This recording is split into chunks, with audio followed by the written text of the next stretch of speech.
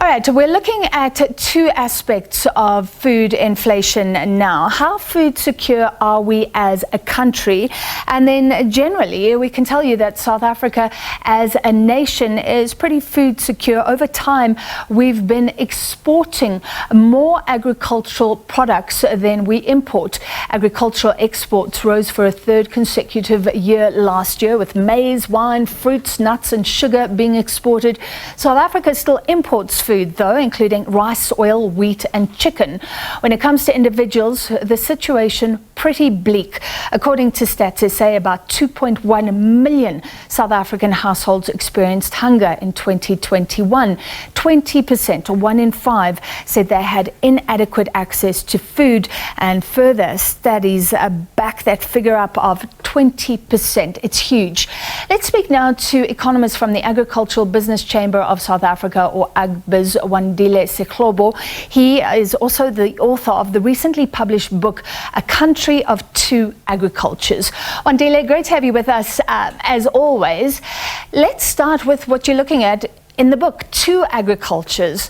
One predominantly white commercial farming that is doing pretty well. But then you look at subsistence farming, mostly used by poorer black people to feed themselves. And there's this huge chasm between them. Tell us more. Yeah, absolutely, Francis. We still this dualism, and even the title of the book dates back from a paper that was presented in 1976 by Marley Lipton, where she looked at the stark contrast in South Africa's agricultural sector.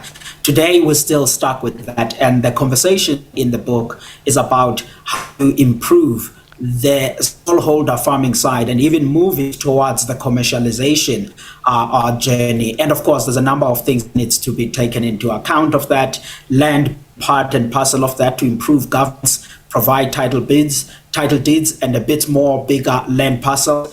And of course, make sure that there is financing, infrastructure. All of those are important things that are contributing towards the commercialization. But it also makes a bigger point about how do we grow the South African agricultural pie in a more inclusive way. That's the gist at which in the book we are looking at. So I know it's hard to summarize because there have been so many initiatives over the years to give a leg up to black farmers, to help them try and become competitive, to become big commercial farmers.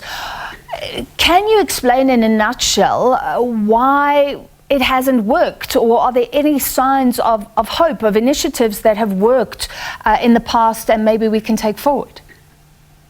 As we speak today, Francis, South Africans make up less than 10% of the commercial agricultural output in South Africa. There's been initiatives since 1994, and this is in programs that have been put in place by government. But I do think that bill will resolve to an extent the land governance. As we speak today, the government in its land holding accounts have roughly 2.5 million hectare land. That needs to be transferred to beneficiaries that are carefully selected that can utilize that land effectively. That needs to be paired on with some form of incubation property as we select the beneficiaries that can utilize the land in an efficient way. Second to that, we do need to have a conversation about agricultural finance, because starting up in farming enterprise in South Africa will be capital intensive. So there is work needs to be done there. And that can be done in a collaborative approach, both by the government, work together with the private sector, banking organizations. They can also be thinking about that. We also have a lot to talk about when we think about the municipalities effectively, because they are part and parcel of this agriculture journey, provide service, water, they maintain infrastructure like foods with essential, thinking about the movement of the food product from where they are produced to the markets. Of course, there's also something that needs to be said around the political economy of agriculture that, as we speak today, is not as good sometimes when we think about inclusive growth. That's the discussion amongst the private sector organizations, but also the discussion between government and private sector on aligning the priorities and making sure that we take collective responsibilities in driving this forward. So in a nutshell, there are issues, but there's prospects for growth, which is that land that can come into the market and be utilized. And this give us what I call in the book growing the South African agricultural pie. This time around, Francis, we have to be bold on the concept of saying we'll go for better food but better farmers as we approach this in order for us to build an inclusive sector. But in the process, not aside the smallholder farmers with assistance that they need while we are deliberate about building the new class of commercial farmers. Am I correct to say you said 2.5 million hectares owned by government can be released? I mean, people who've said similar things to you in the past have been controversial, they've been criticized, but surely there's a place to talk about expropriation of land, but you're saying start with releasing the land that's in your hands. The conversation has to start there, Francis, to say we do have some of the land that can be utilized for agricultural production. Then the government has to release this with either title deeds or long-term tradable leases. And I must say, in various conversations with colleagues in government, I do think that they are warming up to that idea. The president himself, in various SONA, the past one and the year before that, he talked about what we call the Land Reform and Agricultural Development Agency.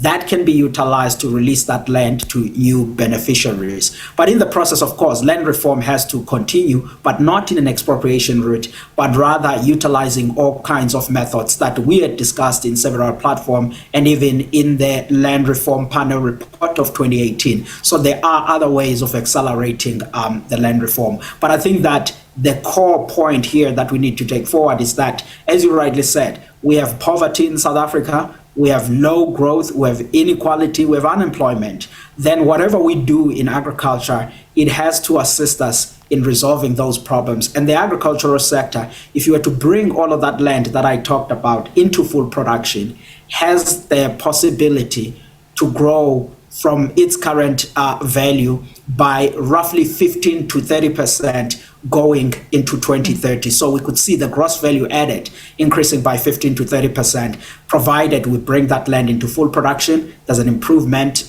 in productivity, and that deals with better seeds, better genetics that are needed. And I think that the colleagues in government will appreciate those points that we make in the book.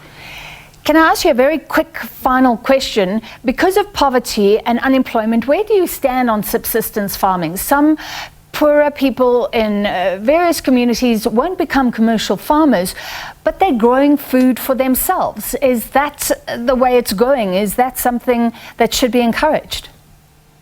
Francis, it's not an either or here. We can draw both of these, whereby where commercialization can happen, it must happen so that we are able to have a nicely mixed group of inclusive commercial farmers, and those needs to be supported. But we are not going to make everyone a commercial farmer. Subsistence farming, where it's thriving, has to continuously be supported. And there's a number of means at which they can be done in a blended and partnership approach to drive commercialization. While the government, it has certain programs in its Department of Agriculture to support smallholder farming. So I think these vehicles need to be driven concurrently, because we are facing hunger, as you say. Smallholder farmers can play a part, but commercialization can also play a part. So we need to deal with these at the same time and not prescribe one or another.